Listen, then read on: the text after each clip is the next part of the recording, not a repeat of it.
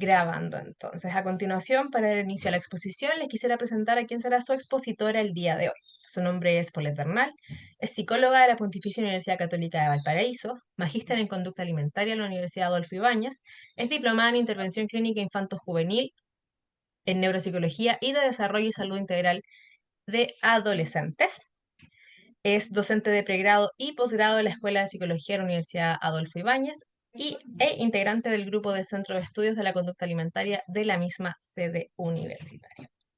Le doy el paso a Paulette entonces para dar inicio a este seminario. Paulette. Muchas gracias, Karin. Bienvenidos, bienvenidas, bienvenidas todos, todos, de muchas partes. Así que vamos a empezar en pos del tiempo y ojalá poder hablar un poquito más finalizando. Ya. Entonces, sí. Estamos más allá entonces del diagnóstico para todos ustedes porque los TCA necesitan un abordaje especializado. Bueno, quien les habla hoy día viene a pedir un poco de ayuda, así que viene con datos. Los objetivos son analizar las estadísticas actuales de prevalencia, mortalidad y costos asociados al abordaje de los trastornos de la conducta alimentaria, TCA, por ahorro un poco de palabras en este seminario, identificar las principales barreras que enfrentan los profesionales no especializados y reconocer los beneficios de un abordaje multidisciplinario especializado en esta área. Los aspectos a abordar, el panorama epidemiológico actual, bien general, bien a grandes rasgos, barreras de detección y manejo, el valor del abordaje especializado y, por supuesto, los beneficios del tratamiento multidisciplinario. Entonces, vamos a dimensionar primero de qué estamos hablando hoy día. Como se dan cuenta, yo trabajo en esta área hace ya aproximadamente 5 años y fíjense que hemos avanzado, pero poquito a poquito. Primero, ¿de qué estoy hablando cuando yo estoy hablando de los trastornos de la conducta alimentaria o TCA? Según el DCM-5, tenemos los siguientes: trastornos de la conducta alimentaria y además de la ingestión de alimentos, porque ahí hay un infiltrado que no es propiamente de los TCA que la mayoría conoce. Estamos hablando primero de lo que es anorexia, bulimia, trastorno por atracón, que suelen ser los más conocidos. Luego tenemos este trastorno que es el evitativo restrictivo de la ingesta alimentaria, ARFID por sus siglas en inglés, que es un trastorno que no responde a una alteración en la percepción de la imagen corporal, a una necesidad de modificar la imagen, sino que simplemente tiene, o sea, tiene que ver con una restricción por otros motivos. También tenemos los otros TCA especificados, que son variantes dentro de los espectros de la anorexia, la bulimia y el trastorno por atracón. Y por supuesto tenemos los TCA no especificados, que ya son presentaciones no encajan dentro de las otras clasificaciones antes expuestas. Esto es lo que se conoce desde el DCM-5. Nosotros normalmente en el abordaje no hablamos y tan específicamente en muchos casos de trastornos de la conducta alimentaria porque se parte también desde una perspectiva un poco más bien transdiagnóstica. Y les voy a mostrar un poquito también por qué.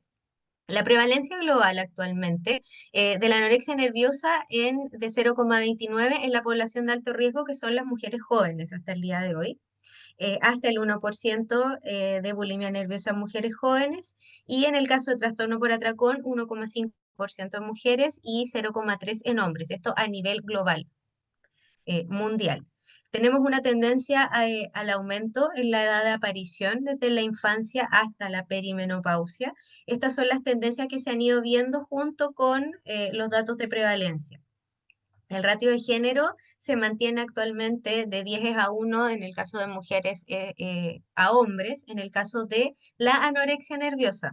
En el caso incluso de trastorno por atracón, el ratio se iguala bastante entre mujeres y hombres. Y actualmente, junto con los nuevos criterios, las nuevas miradas en el diagnóstico de alteraciones alimentarias en hombres, se está aumentando también el espectro de la cantidad de hombres que se están diagnosticando. Entonces, estas prevalencias están cambiando a medida que estamos hablando en estos momentos. En el caso de la edad promedio del diagnóstico es alrededor de los 18 años. Esa es la edad que nos están dando los datos, lo que nos está dando la información, pero al hablar con pacientes que están con algunas alteraciones alimentarias, las edades son mucho menores, o cuando empiezan los síntomas o cuando incluso se presentan para evaluación, para diagnóstico. Los trastornos alimentarios son la tercera enfermedad crónica más común en adolescentes tras la obesidad y el asma, y es la enfermedad psiquiátrica más frecuente en mujeres jóvenes. O sea, eso también son datos bastante preocupantes dentro de lo que encontramos en el espectro de los trastornos alimentarios. La situación en Chile vale mencionar que no tenemos estudios de prevalencia de trastornos alimentarios propiamente tal, lo que tenemos principalmente prevalencia de riesgo y cada vez los estudios están siendo más, están quedando más en el pasado, no hay mucha renovación. En eso también es importante eh, destacar. Entonces, en Chile está pasando que tenemos una prevalencia de riesgo del 0,3 en adolescentes entre los 12 a 18 años, y estas son estadísticas previas a la pandemia. 16,1% en escolares en riesgo de desarrollar trastornos alimentarios, eso es bastante. Y tenemos la mayor prevalencia de anorexia y bulimia en Latinoamérica, o sea, también si lo comparamos con otros países, nuestras prevalencias incluso son mayores. Y también presentamos un aumento de la prevalencia de 4 a 5 veces durante la pandemia. Estos son datos aproximados que saca la unidad de trastornos alimentarios de la Universidad Católica respecto al aumento también explosivo en consultas post pandemia o saliendo de la pandemia COVID-19. Entonces, estamos enfrentándonos a un panorama que cambió bruscamente en muy poco tiempo y nos quedamos cortos en realidad de que ya no teníamos una capacidad para poder enfrentarnos a esto y el panorama simplemente se agravó y quedamos con una capacidad de respuesta muy, muy baja. Los trastornos alimentarios son uno de los trastornos mentales con mayor tasa de mortalidad. Esto por dos causas que son la del suicidio y la desnutrición, que van bastante de la mano. El hecho de la restricción, o sea, los efectos asociados a la restricción también se asocian a aumento en la ideación suicida o al síntomas depresivos en realidad en general. Y si a esto lo sumamos a otros factores, podemos llegar justamente a lo que es el suicidio. Y tenemos complicaciones en el caso de personas que no mueren por estas causas o que se mantienen en variantes crónicas de este trastorno que tiene una alta capacidad de cronicidad. Tenemos complicaciones bastante importantes que en algunos casos los acompañan para el resto de la vida. En el caso de los pacientes con anorexia hay una gran complicación a nivel cardiovascular, también a nivel de densidad ósea, muchas que desarrollan osteoporosis en la adultez, el 38% han tenido de pacientes con osteoporosis vienen de una anorexia en la adolescencia. También presentamos alteraciones endocrinas y complicaciones neurológicas. O sea, esto es bastante silencioso porque no se siente en el momento, pero tiene consecuencias muy graves que al final terminan sobrecargando los sistemas de salud, no en el momento, o sí en el momento, y además en el futuro. Referente a los costos económicos, los pacientes con trastorno alimentario son grandes consumidores de cuidados médicos, o sea, cuando ya está declarado un trastorno alimentario, sobre todo en aquellos de mayor gravedad, se aumenta incluso la necesidad de redes de cuidado, o sea, en el caso de médicos, nutricionistas, psicólogos, eh, en el caso de la hospitalización, todo un equipo médico que también tiene que estar especializado. En el caso de cuidados, por ejemplo, en el hogar, se ocupan también cuidadores, personal que también está entrenado para poder trabajar con estas personas, que pueda ayudar en términos de comidas o similares. Entonces, esto conlleva también un gran coste económico. Son personas que también presentan hospitalizaciones que son prolongadas y en algunos casos pueden llegar a ser frecuentes. Y los tratamientos ambulatorios especializados también representan mayor costo porque los profesionales también requieren estar especializados. Entonces, eso también influye en que este sea un tratamiento que en muchos casos además se alarga mucho tiempo justamente porque no hay una especialización de por medio. Además, causa impacto económico, familiar y social.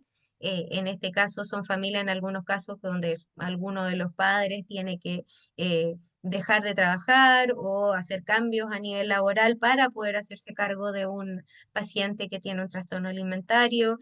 A veces dejan de ir al colegio, todo lo que implica también ese nivel de aislamiento, o lo que pasa también en el resto de la familia, como esta tiene que adaptarse.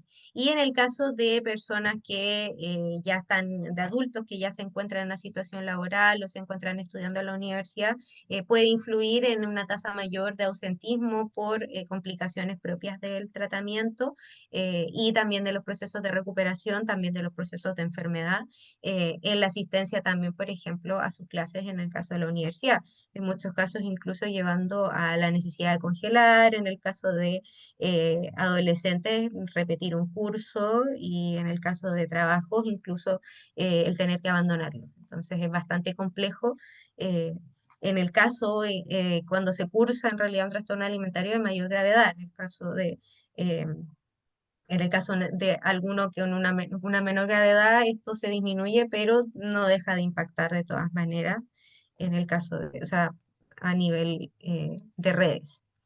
Esta es la epidemia silenciosa. Como decía anteriormente, se presentó un aumento importante durante la pandemia, y ahí, como digo, en el caso de Chile nos vimos como bien sorprendidos en realidad y con pocos recursos para enfrentarnos a esto. Entonces, esto que ha llevado a un subdiagnóstico y una, obviamente, detección tardía. O sea, llegan pacientes con datas de más de un año, 2 años, 3 años, 5 años, con sintomatología variable de problemáticas alimentarias, que pasó, digamos, le pasó por alto a profesionales o no fue vista por otros miembros de la familia, de los redes, de los colegios, etc.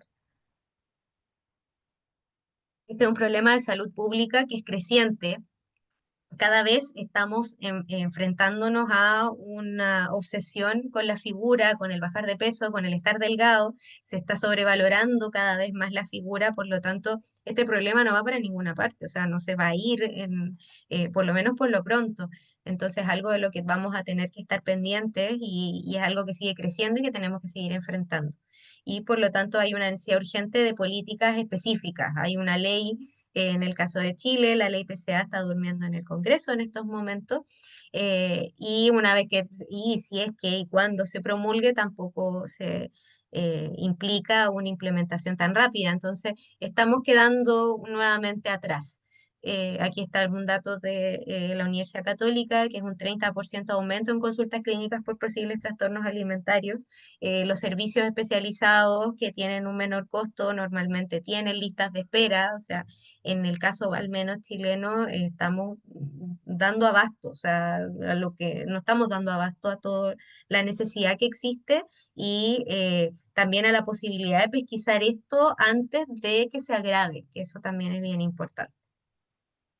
Entonces, nos enfrentamos a las barreras y los desafíos de este abordaje que no está especializado. ¿Qué pasa con el servicio público? ¿Qué pasa con el servicio incluso privado, que está viendo cómo llegan pacientes con alteraciones alimentarias y no se sabe bien qué hacer?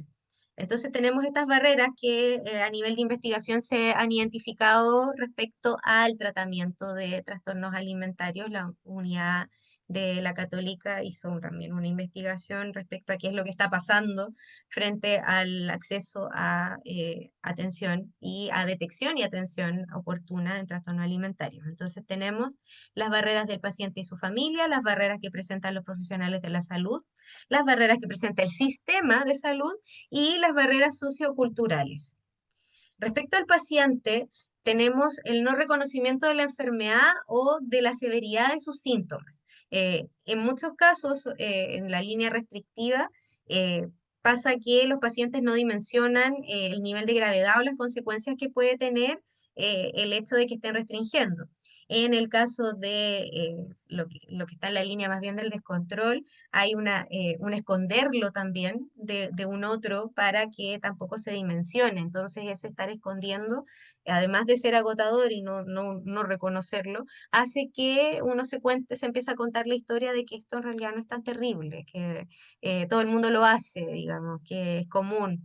En el caso de los adolescentes, además pasa que cuando se ve, por ejemplo, en un curso, en un colegio, normalmente es más de una o uno que está con algún problema con su autoimagen y además con alguna alteración alimentaria. Entonces, es algo que se tiende a normalizar un poco, el paciente lo tiende a normalizar.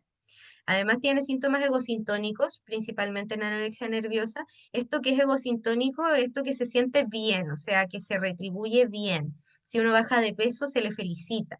Entonces, esto no, al final se transforma en un refuerzo positivo a conductas que no necesariamente son saludables, que tienen que ver con la restricción. Entonces, no es algo que se llame o que se inste a abandonar, porque en el fondo al final se celebra.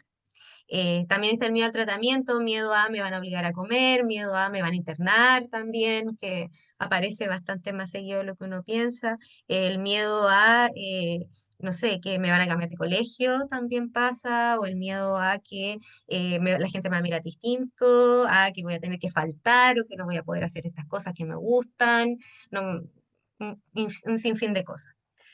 Hay una baja motivación o autoeficacia. Es como esta sensación de, bueno, esto es lo que me tocó y eventualmente quizás se me pase, quizás no, pero no voy a hacer nada al respecto porque en realidad no vale la pena. Entonces, también está esta idea de, y hasta incluso de merecérselo, o sea, esto es lo que me tocó porque es lo que me merezco vivir también, como una sentencia de por vida. Y esta ambivalencia hacia el cambio, o sea, no sé si aquello que o sea, mejorarse necesariamente, o sea, dejar de estar enferma necesariamente se va a sentir mejor. O sea, esto por último lo conozco, o sea, sé que cómo se siente es mi mal conocido, entonces no me atrevo a salir a ir hacia afuera porque no sé si va a ser mejor que lo que ya tengo. Entonces, esas son las barreras que suele presentar el paciente, las que son más observadas. Las familiares y el entorno, bueno, tienen que ver con el no reconocimiento de signos o de síntomas.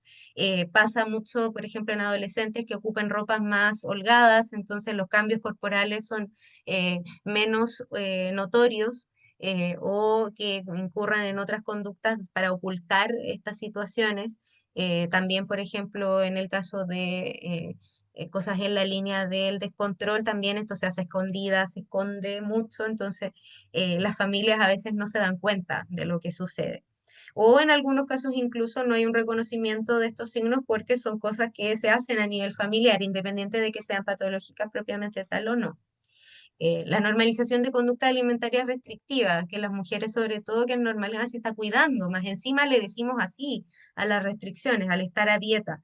Entonces, normal que siempre están, no, que esta dieta porque conoció a alguien, entonces como todo muy normalizado. Entonces, en general las familias no suelen pesquisarlo, al menos al inicio, sino que cuando ya observan cambios demasiado notorios o esto empieza a observarse una disfunción a nivel psicosocial. También faltas de apoyo al proceso terapéutico, pasan en algunos casos incluso con padres o madres que también han tenido alteraciones alimentarias y las superaron por su cuenta, o sea, no, eventualmente se les pasó, por decirlo de alguna manera, entonces consideran que a sus hijos, a sus hijas les debería pasar lo mismo o también pasa que no hay dinero o prefieren invertir en otro tipo de cosas o no valoran que esto requiera un abordaje en el momento, digamos. culpa y ansiedad también parental, esto de es mi culpa, o por otro lado, qué es lo que, en que fallé, o también esto de le dimos todo, pero parece que no fue todo, y también a veces las dudas sobre cuándo, o sea, cuándo hacer algo, que muy en la línea de la normalización de conducta alimentaria restrictiva, o sea, ¿me altero a la primera dieta o me altero a la tercera? Una cosa así, banalizando por supuesto mucho el dilema, pero también hay veces que por desconocimiento no se sabe si decir algo, los amigos también a veces le digo algo, o quizá alguien ya le dijo, quizás yo estoy exagerando, entonces también está esta ambivalencia hasta el no saber cómo abordarlo necesariamente. Y después tenemos otras barreras que son las faltas de expertise a nivel profesional. Se ha reportado que el 80% de los pacientes había consultado en atención primaria, pacientes en hospitalización por TCA, había consultado en atención primaria previamente. ¿Eso qué quiere decir? Que a nivel profesional los servicios primarios, incluso los servicios de, eh, incluso en el caso de hospitalización por el recurso, que eso se va más adelante, pero en este caso hay profesionales en atención primaria que no están pesquisando a tiempo o no están dando cuenta o no están entregando incluso los abordajes que se necesitan. ¿Por qué? Porque no hay un reconocimiento del TCA por profesionales, cosas como las que hablaba recién respecto a las barreras que tiene la familia o los entornos, puede que también las lleve el profesional por desconocimiento. La subestimación también de la severidad. Porque se normaliza que tengamos inseguridad corporal, sobre todo en la adolescencia, pero también es importante ver cuándo esto cruza un umbral un poco mayor y ahí es donde a veces nos perdemos. Ya, nuevamente, una dieta, no, una segunda dieta o no sé, dejó de comer esto en específico, nunca más lo vuelve a comer, ahí cuando me preocupo cuando hago algo. Em, o a veces también el mencionarlo a la familia y dejarlo ahí. Falta de conocimientos específicos, justamente como dar una advertencia o quizás nombrarlo, pero no hacer mucho más en específico. Y también la ausencia de herramientas de detección a nivel primario, sobre todo en sistema público, habiendo escalas de, o sea, screening bastante simples de 5 preguntas que podrían derivar en algo. A veces incluso pues se puede tener acceso a esto, pero también la derivación nos queda en falta. Eso respecto a las competencias del profesional a nivel teórico, a nivel también interpersonal, sucede que en muchos casos hay una actitud inadecuada, que esta se ve en falta de empatía y sensibilidad ante estas problemáticas alimentarias, como esto de que es maña, esto no es como de una voluntariedad respecto de una búsqueda de llamar la atención, en muchos casos mala comunicación. Pasa también a veces con los adolescentes que uno va y no sé, le pregunta a los padres, por ejemplo, y no se le da el espacio al adolescente o la adolescente de profundizar un poco más en lo que le pasa en un espacio también propio. Entonces eso hace que esto se pierda un poco la capacidad de poder detectar ciertos síntomas, ciertas situaciones porque se ocultan o porque falta un poco de confianza.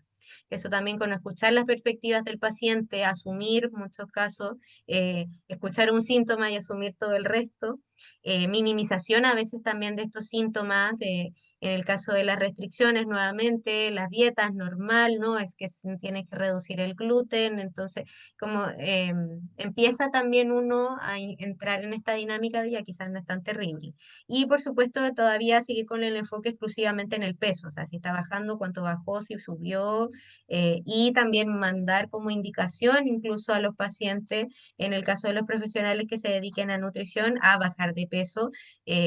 Solamente por bajar de peso, y no enfocarse realmente en los indicadores que es importante enfocarse, o sea, para los cuales, o los cuales podrían verse reflejados en una baja de peso, pero no es el indicador necesariamente de salud que estamos buscando, sino que estamos atacando o en realidad abordando otras situaciones.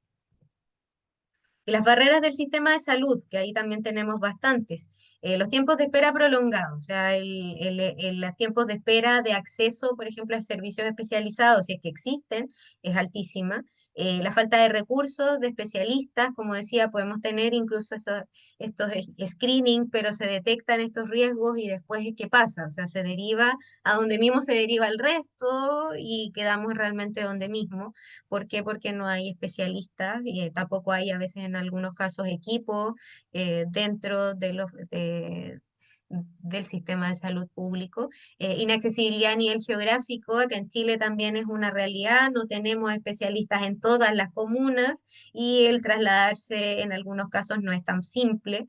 Eso en algún momento la pandemia, si bien nos trajo este aumento en las consultas, también nos facilitó un poco también el abordaje a través de medios electrónicos.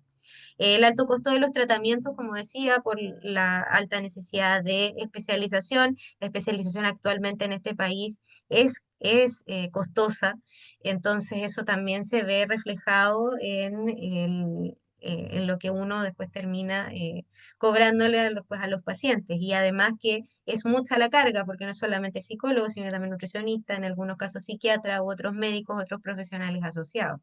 Y la falta de coordinación entre los niveles.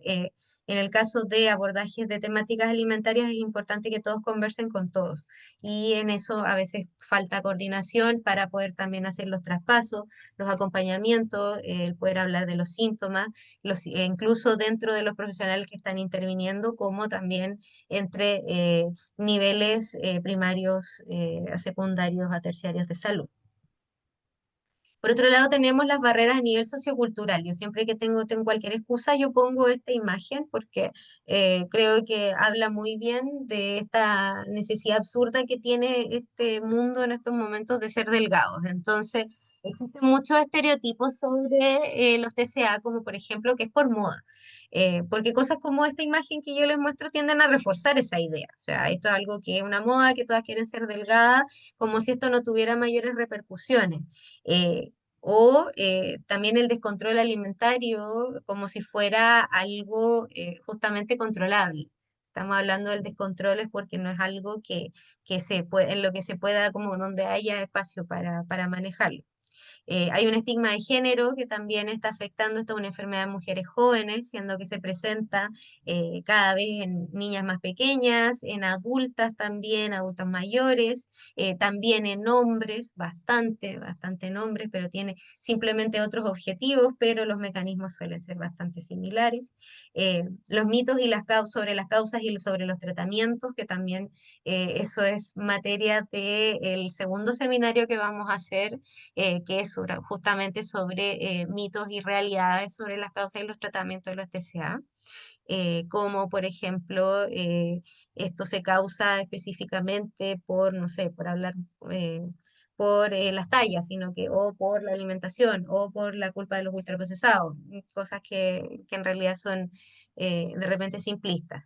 Discriminación hacia las minorías pasa mucho también en la experiencia de las personas de colectivo LGTBI que también tienen una alta probabilidad de presentar trastornos alimentarios, en parte también por estas experiencias de discriminación donde el cuerpo se transforma en algo a controlar o en algo que yo puedo adaptar para sentirme parte o para evitar la exclusión. Entonces también ahí tenemos otra variante también de alteraciones alimentarias por problemas que son bastante más graves.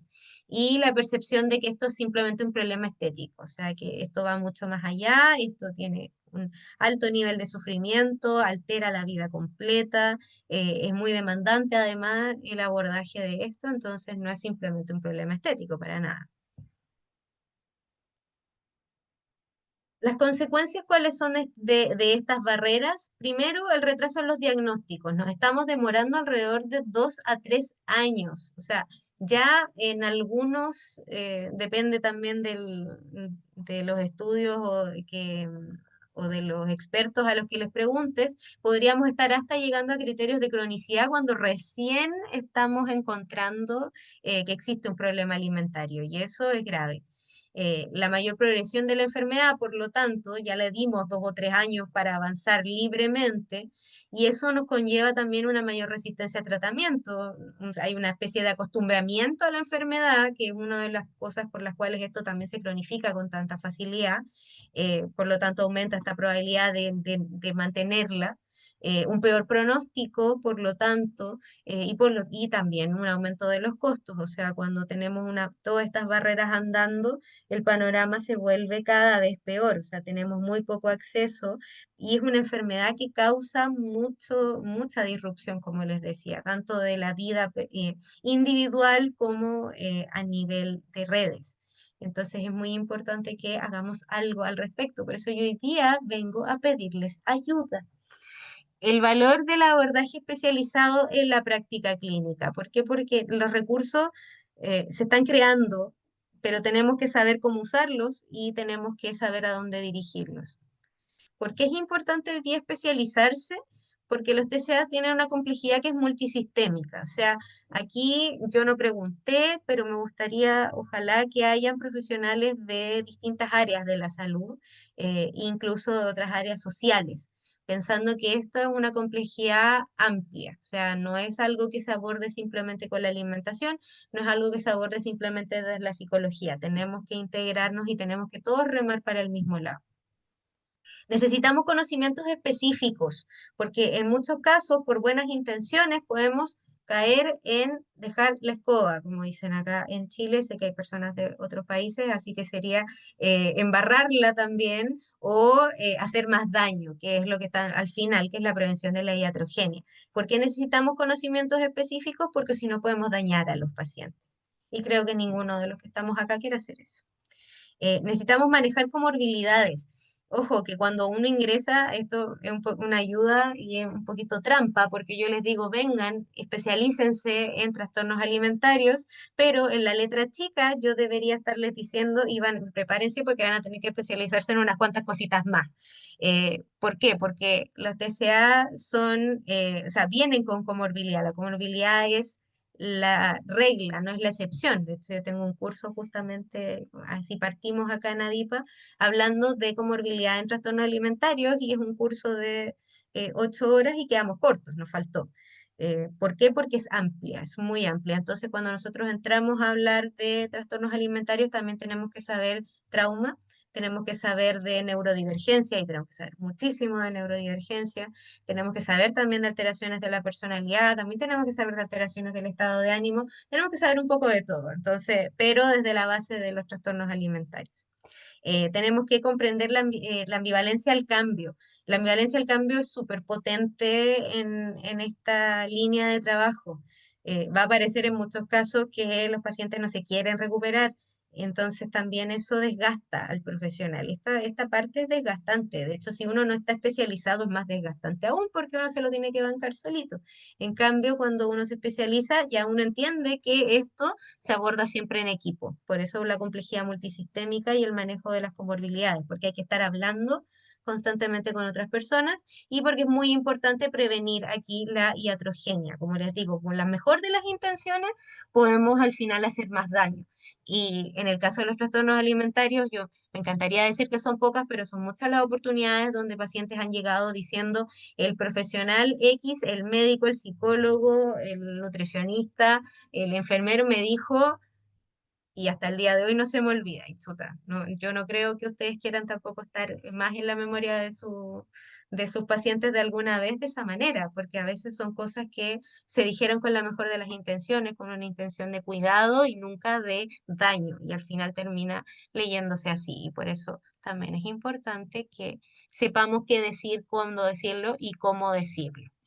La composición de un equipo especializado.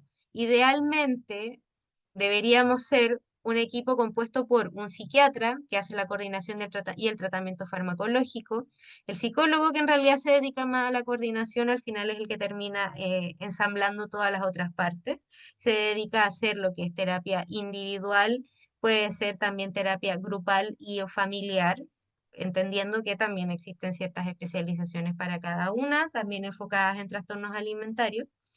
Un médico puede ser médico o médico nutriólogo que hace la evaluación y seguimiento médico si es necesario.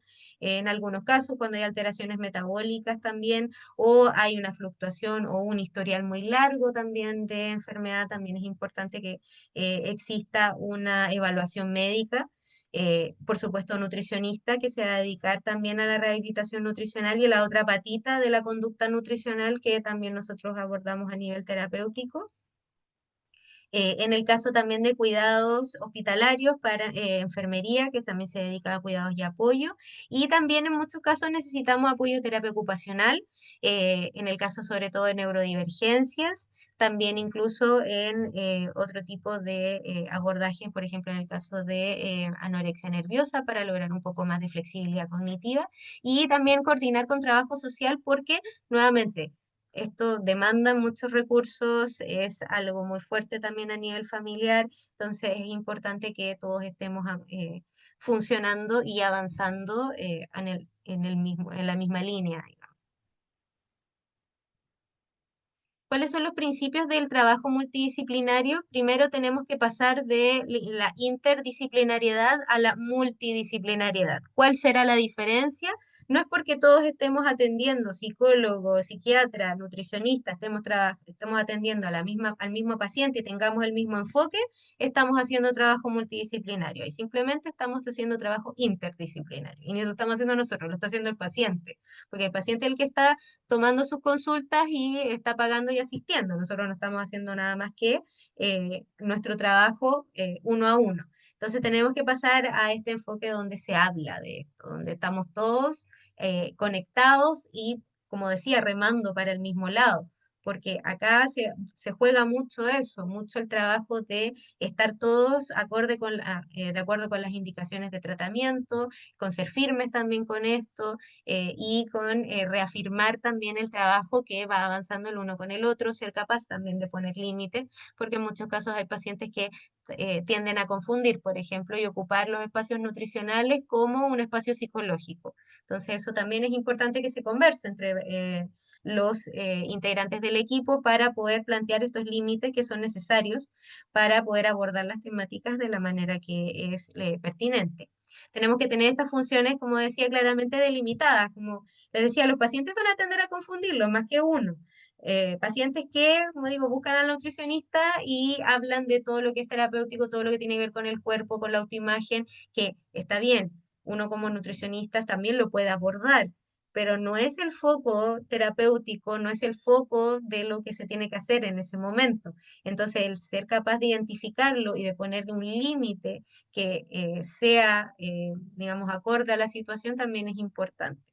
Tenemos que haber una comunicación constante entre los profesionales, reuniones de equipo regulares, en el caso que no se pueda hacer físicamente. La maravilla ahora de estas herramientas se puede hacer por medios virtuales, pero también es importante esto, estar hablando. No solamente por el hecho de hacer un mejor trabajo hacia el paciente o para estar enganchado con estas triangulaciones que puedan hacer los pacientes, sino que también como personas. Como les decía, estos trabajos son, este tipo de pacientes son súper demandantes desde lo vincular. Los psicólogos suelen llevarse también trabajo bien intenso al respecto y como les decía, como los pacientes tienden a cruzar estos límites con otros profesionales, esto también se puede sentir en otros niveles. Cuando la gravedad es muy alta o cuando se ve que no hay avances, digamos, muy importantes, eso también va desgastando a los profesionales y lo más importante es trabajarlo y conversarlo en equipo. Y cuando el equipo está especializado y están todos yendo en la misma línea, esto se aliviana bastante.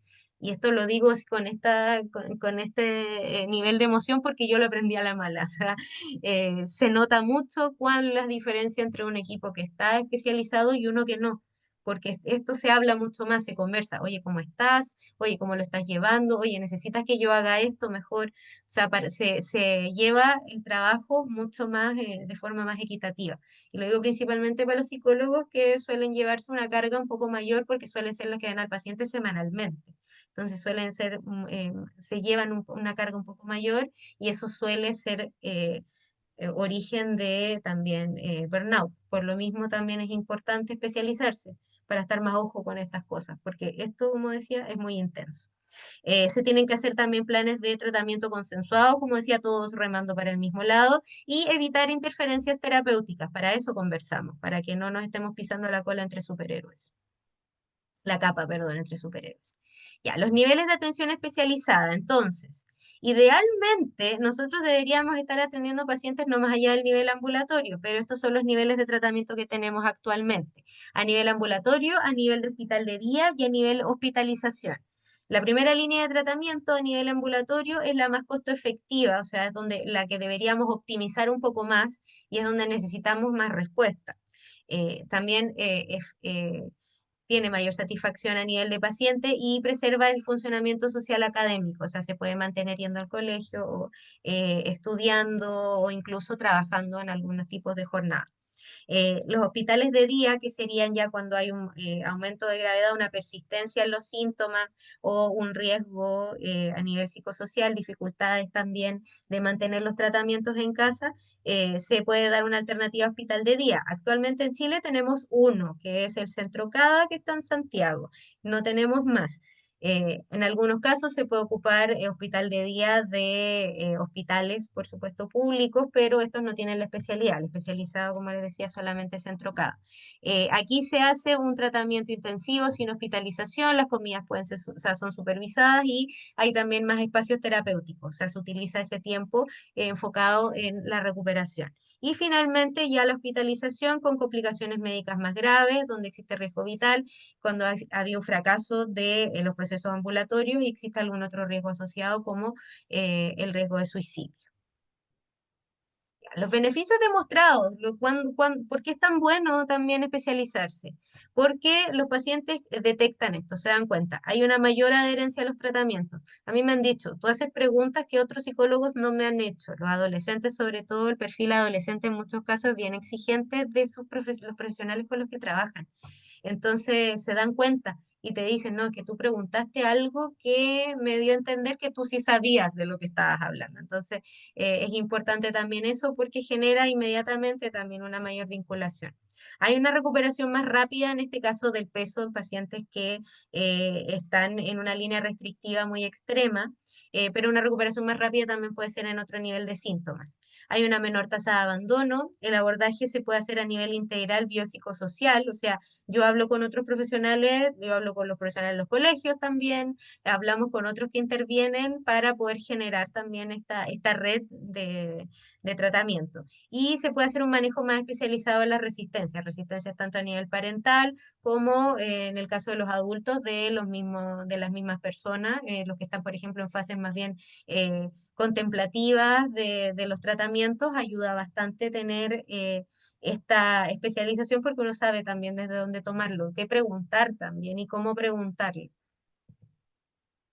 También se reduce las recaídas, existe en los seguimientos especializados, se puede realizar seguimientos especializados a largo plazo, son mucho más eficientes, uno sabe qué preguntar, por lo tanto uno no se da tantas vueltas en el mismo tema cuando ya estamos en fases de monitoreo en los tratamientos, se puede detectar precozmente los signos de recaída, los pacientes también se les puede ir ayudando a identificarlos con mayor anticipación, saber cuándo pedir ayuda, a quién pedir ayuda primero, ir escalando también los niveles de ayuda y generar también mayor autoeficacia. Se pueden dar estrategias de prevención específicas para grupos en particular. La coordinación también con atención primaria es mucho más efectiva y se pueden hacer planes de contingencia que son individualizados. Como se integran también a las redes, como son parte sí o sí de los tratamientos, se puede incluso hacer cosas con estas personas. Aumenta la calidad de vida, hay una mejora en el funcionamiento psicosocial cuando estos tratamientos también se hacen más cortos en el tiempo, se hace una reinserción académica laboral más efectiva, una mejor relación con la alimentación, como decía, en menor tiempo, una reducción de comorbilidades y una mayor satisfacción a nivel familiar. También, como en el caso de los abordajes especializados con trastornos alimentarios, la figura del taller de padres y cuidadores es crucial, o sea, esto se da tanto a adultos como a adolescentes.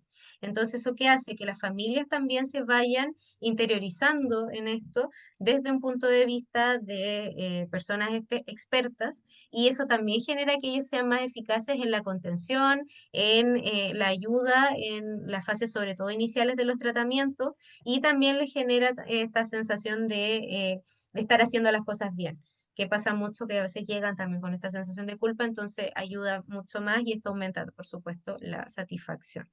Y por supuesto, esto, como en este mundo todo se trata de dinero, esto es más costo efectivo al final de cuentas. El especializarse a la larga es un beneficio para los países, para la salud pública y para la salud en general.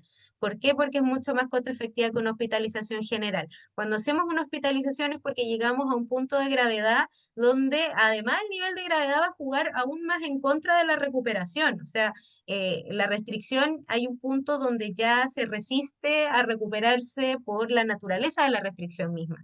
Entonces, se hacen tratamientos mucho más complejos, mucho más extenuantes y en muchos casos mucho más repetidos en el tiempo, porque se llega a este punto de cronicidad del que les hablaba anteriormente. Se reducen los costos en un 21 o un 37% en tratamientos ambulatorios especializados versus una hospitalización prolongada, o sea, es bastante el ahorro. Se requiere una menor necesidad de reingresos, o sea, si se hace una hospitalización y posterior a eso se deriva a equipo especializado, existe también una mejor pronóstico para esos pacientes y una menor probabilidad de que vuelvan a ser hospitalizados. Se retorna más rápido a la productividad en todo sentido y por lo tanto se transforma en una menor carga para el sistema de salud. Nadie quiere más enfermos crónicos y esta es una manera de poder pesquisarlos a tiempo. ¿Por qué? Porque la prevención también se hace a nivel especializado. O sea, hay que saber también de TCA y ser especializado para poder generar intervenciones más bien preventivas. Entonces, esto es a todo nivel. Por eso es muy importante que nos especialicemos. Y por supuesto, también para la importancia de derivar. O sea, esto a nivel de general, sobre todo de psicólogo, si uno no sabe, mejor derive.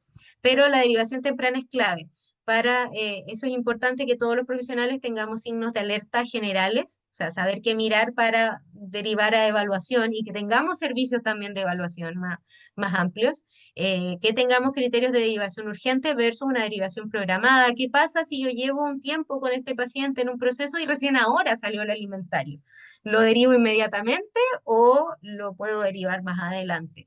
Ese tipo de cosas también es importante cuando uno tiene una especialización un poco mayor, puede tomar esas decisiones.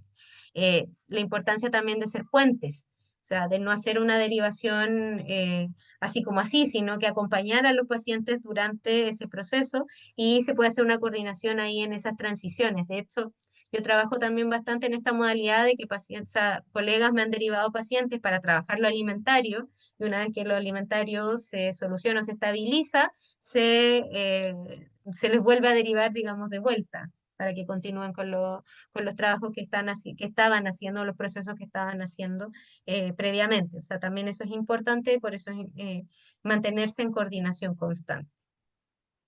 Y para ir cerrando, bien, porque quedamos con un tiempito para hartos comentarios, así que vamos a ir viendo después las preguntas. Para concluir, los TCA son un problema de salud pública creciente con alta morbimortalidad, o sea, cuando se agravan feo, se agravan mucho. Las barreras de tratamiento son múltiples y requieren abordaje sistémico, necesitamos educar, necesitamos prevenir y necesitamos también tener mayor especialización en todos los niveles de atención y tanto pública como privada. El tratamiento especializado es más efectivo y es más costo eficiente, es una inversión que vale la pena hacer y la detección temprana, la derivación oportuna son fundamentales. O sea, necesitamos tener esta capacidad de irnos adelantando y de ir sabiendo un poquito antes y movernos un poco antes. Y todos los profesionales tienen un rol súper importante en esta cadena de atención, por lo tanto todos los presentes acá son muy importantes y por eso yo vengo a pedirles ayuda. La pedida de ayuda es justamente en ese sentido, o sea, en base a todo esto, por favor, especializarse. En este país, como decía, las alternativas han sido de bastante costo, pero esto está cambiando finalmente y hay mayor acceso y no por ello menor necesidad, o sea, lo seguimos necesitando. Así que esa es mi petición. Ahí están un poco las referencias, que fue lo que usé hoy día, que bueno, lo van a encontrar en la presentación posteriormente en, en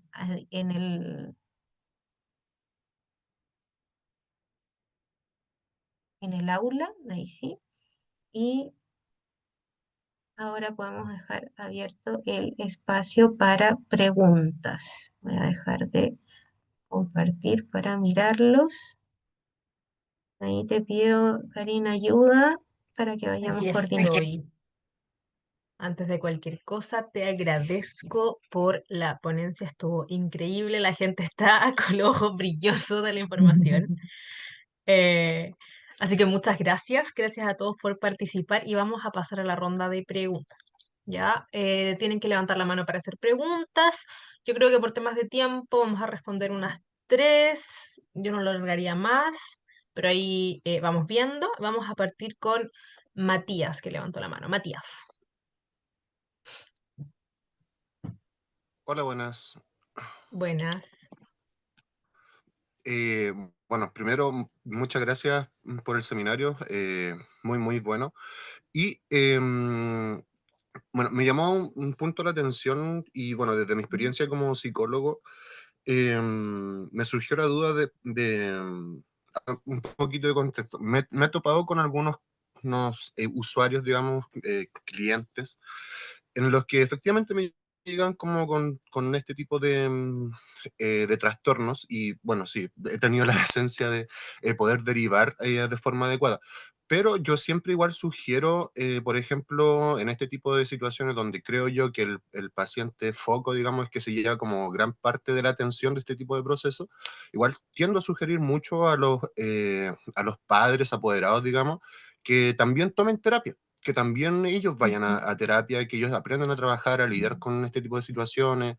em, Siento que a nivel personal, no sé si se le hace el énfasis suficiente a nivel de especialidad, tal vez como a ese tipo de instancias, porque siento que también apoyar a los papás o apoderados en este tipo de oportunidades o en este tipo de situaciones, también debe ser muy importante tal vez como para facilitar un progreso o un avance a nivel de proceso de mucho mejor calidad, creo yo.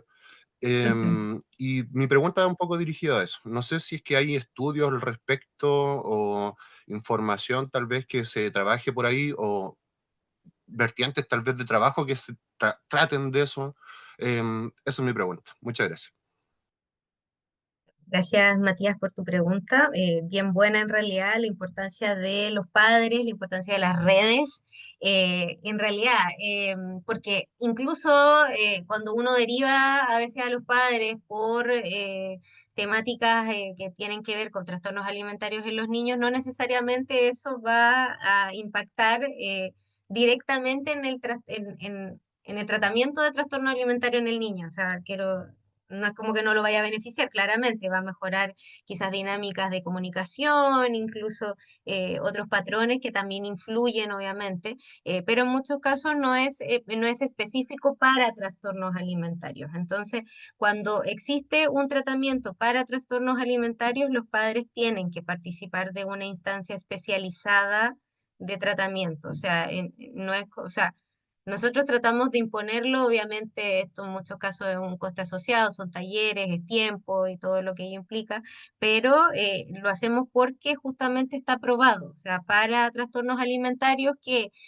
cuando tenemos padres o tenemos cuidadores que están informados, que entienden de qué se trata esto, que entienden cómo actuar, qué decir, cómo decirlo y cuándo decirlo, efectivamente la mejoría desde este caso, los hijos se ve potenciada.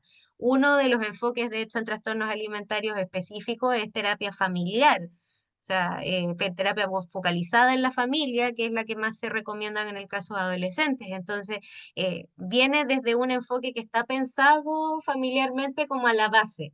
Entonces hay que tener ojo ahí, porque si yo quiero hacer una prevención o digamos un abordaje específico en TCA, derivar a los padres a terapia solamente no es suficiente, o sea, sería derivarlos a una instancia especializada de este tipo, que en el caso de que entren a un tratamiento especializado se debería, o sea, debería ser como parte, digamos, de lo que se haga en términos de derivación, o derivarlos en su efecto a profesionales que también estén especializados en trastornos alimentarios que puedan hacer este abordaje, porque como lo digo, es especializado desde la prevención hasta el tratamiento hospitalario tercera, de tercer nivel, o sea, la necesidad de especialización es a todo nivel porque es una temática muy particular y muy compleja también.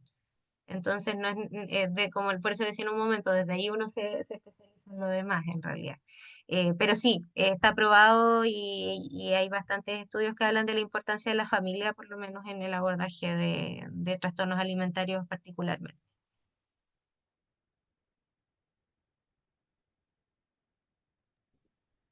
Perfecto, Perfecto. súper, muchas gracias. Entonces, entiendo que igual hay que integrarlo o verlo como parte de, finalmente. Claro, Mm, exacto. sí, muchas gracias. Gracias a ti, Matías, por la pregunta. Gracias, Paulette, por la respuesta. Y vamos a pasar con Gabriela Jaramillo. Hola, buenas noches. Buenas noches. Partir diciendo que me encantó la presentación, muy informativa, la verdad. Bueno, partir diciendo que yo soy profesora de biología y ciencias naturales. Entonces, me metí más que nada porque recientemente estuve cercana a un caso de un estudiante que está hospitalizado por una anorexia nerviosa.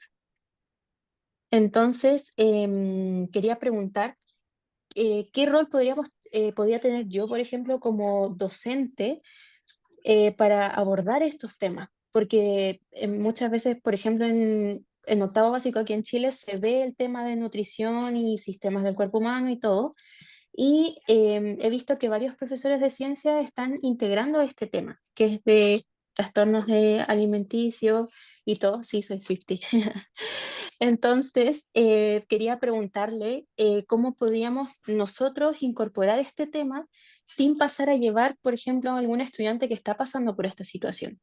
Porque muchas veces, como bien decíamos, comentaban los demás, no nos podemos dar cuenta inmediatamente.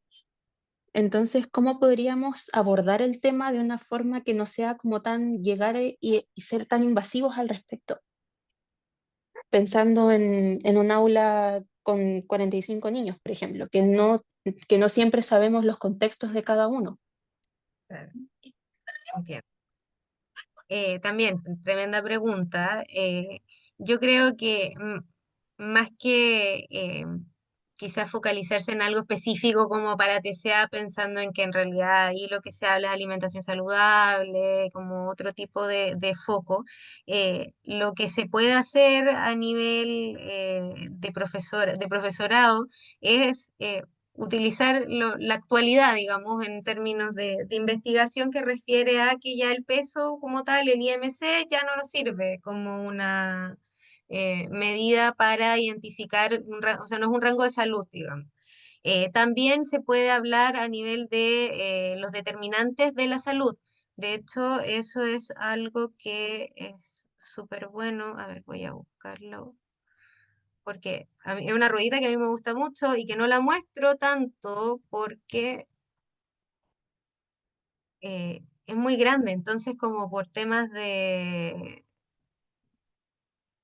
¿cómo se llama?, de tamaño, no la muestro en realidad. Ay, a ver, ¿dónde la voy a dejar igual? Sí, se la voy a dejar a ver, la voy a buscar, no, y no me voy a terminar demorando mucho, pero el PDF.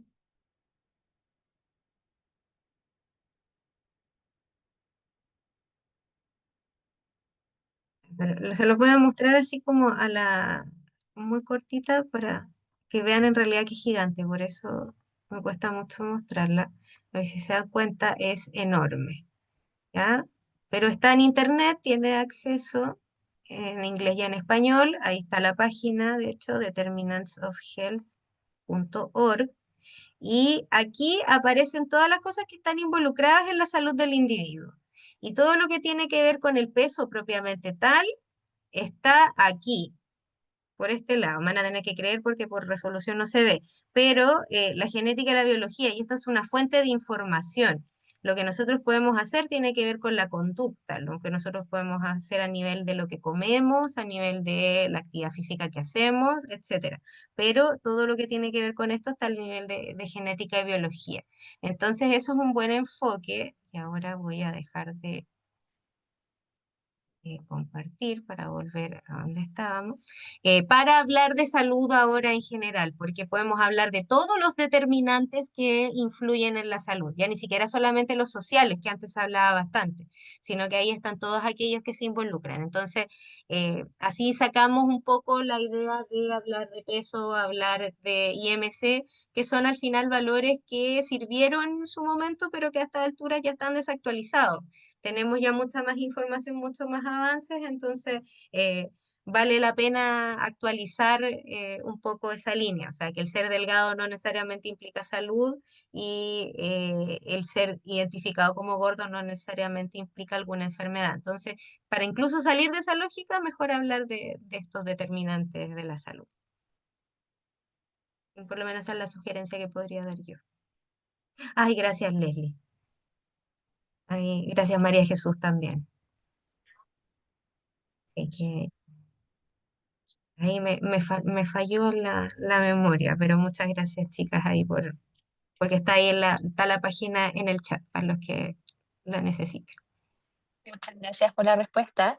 Mía, y lo último, ¿qué, qué, qué podríamos como nosotros observar en el aula, en los estudiantes, alguna señal temprana que nos prenda como la alerta de decir, hoy, este estudiante tiene tal problema para poder derivar? ¿Que podría haber alguna señal en algún momento como que nosotros nos podamos dar cuenta? ¿O eso es como más, como decía bien usted, silencioso? Pero Ujú. yo siento que igual deberíamos tener esa precaución, así como de estar constantemente preguntando cómo están, qué sé yo, pero ¿hay alguna señal que realmente nos prenda las alertas, así como decir, este estudiante necesita ayuda, derivémoslo a psicólogo, derivémoslo a tal cosa? Mira, en general en los colegios yo sugeriría estar más en sintonía como con estos cambios como, como digamos, como ustedes conocen a los estudiantes y de repente hay cambios en la conducta que son notorios, como de un día para otro, que es nada más apagado. Si quieren ver en tema específicamente alimentario, entendiendo que es imposible mirar a alguien y ver si hay, si tiene o no un TCA, gente que no sé, que se comía su colación, o sea, o que pasa por estos periodos de que se come la colación y que se come hasta la del amigo, pero después pasa por tiempo donde la regala, o sea, podrían ser ese tipo de cosas que uno quisiera mirar, pero en general alteraciones de conducta de cualquier tipo, creo que ahí los profesores tienen esta cercanía que otros profesionales no tenemos, o sea, yo les digo a los pacientes, a mí me ven 1 hora a la semana con suerte, pero los profesores tienen mucho más tiempo, entonces pueden ir notando un poco más estas particularidades. Entonces uno puede ir notando que estas alteraciones pequeñas que pueden ser en la conducta, que de repente se están sosteniendo en el tiempo y que valdría la pena aprender las alertas. Pero en general yo creo, no solamente respecto a lo alimentario. Como les digo, cambios también en la conducta alimentaria bien bruscos también podría ser un indicador importante a tener en consideración. Muchas gracias, Gabriela, por la pregunta, nuevamente por la respuesta. Vamos a pasar a María Elena Abur. Hola, Paula. Te quería preguntar en primera instancia respecto a la epidemiología, si hay datos respecto a diferencias en nivel socioeconómico.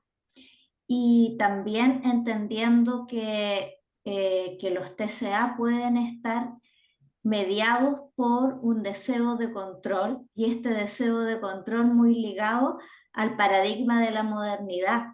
Se encontraban estos trastornos en culturas originarias, autóctonas, y finalmente hablaste de un centro Ujú, especializado en TCA. Si puedes ujú, repetir el nombre, si es ujú, público y cómo ujú, se puede acceder.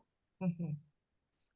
Sí, ahí de hecho también me ayudó María Jesús nuevamente. Se llama CADAC, el centro está en Santiago, es privado, si no me equivoco, y se puede solicitar atención como de ingreso. Ahora, hay que entender que esto es hospital de día, entonces para un abordaje semi digamos, hospitalario.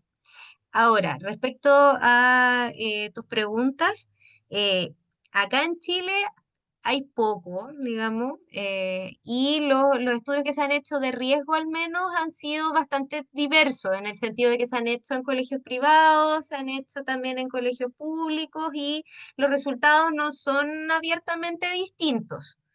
O sea, por lo menos en Chile, lo poco que se ha hecho no se ha observado grandes diferencias a nivel socioeconómico. Lo que sí, el tratamiento incluso hasta hace no tanto tiempo, uno podría decir que sí estaba más arraigado en sectores de mayor nivel socioeconómico. Entonces hay también una mayor conciencia y una mayor observación de esto. Y justamente lo que tú refieres respecto al control es otra de las cosas súper importantes que tenemos. O sea, eh, refiere mucho de la conducta alimentaria a esta necesidad de control y hay veces que podemos normalizar la conducta alimentaria y esa necesidad se puede mover hacia otro lado. Ahí podríamos hablar realmente incluso de una mejoría, valdría ahí la pena como debatirlo. Pero está interesante, digamos, esa postura. Pero sí, se ha observado bien a nivel bien transversal. Lo que sí, los inicios de lo primero que se habla, la doctora Rosita Béjar habla harto también de esto, de los inicios, de las primeras observaciones que se han hecho en temas de conducta alimentaria y ha estado asociado a ayunos que se hacían a nivel religioso, de monjas, como ese nivel de restricciones alimentarias, como por un nivel, o sea, por una orientación religiosa. Ahora, niveles de cultura, de aborígenes o similares, me encantaría decir que hay información, pero la verdad desconozco. No sabría decirte si existen estudios al respecto como para ver cuál era la conducta alimentaria en esos tiempos, pero por lo menos lo que se ha documentado tiene que ver con esto, con lo primero a nivel religioso y luego más eh, se fue expandiendo. Y actualmente en lo que estamos ahora, como el giro social en el que estamos, es importante también observar cómo van a resurgir también todas estas problemáticas asociadas al control.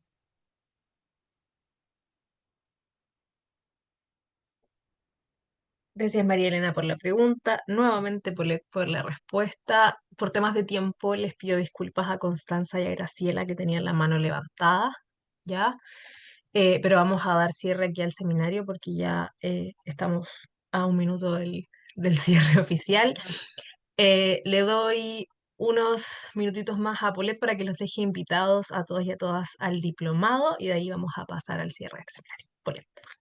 Sí, estoy súper emocionada. Sacamos este diplomado con mucho amor, con mucho compromiso también con el formar más profesionales en esta área. Como les dije, yo vengo a pedir ayuda porque es verdad, los necesitamos a todos y hay harto aquí que hablar. Yo siempre con estas cosas me quedo con muchas ganas de hablar más temas porque van apareciendo más cosas. Así que ahí en el diplomado hay más, le puedo dar rienda más suelta, a veces también me inspiro con estas cosas y van a salir algunos temas definitivamente. Así que los invito a que revisen el programa, si no lo han revisado, que lo compartan, que lo consideren, porque de verdad que está súper bueno. Los profesionales además que me acompañan son de primer nivel, vamos a tener profesionales espectaculares, así que invitadísimos todos, todas, todos en Latinoamérica hispanohablante a unirse a este primer primera versión del diplomado de abordaje multidisciplinario de trastorno de la conducta alimentaria.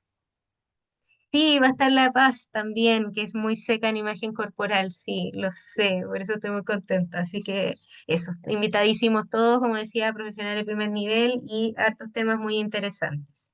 Y muchas gracias a todos por su asistencia y por sus preguntas, también estaban muy interesantes los temas. Así que, sin más, pasemos al concurso a ver quién puede ganarse la beca. Pasemos al concurso entonces. Vamos a dejar de grabar en este minuto.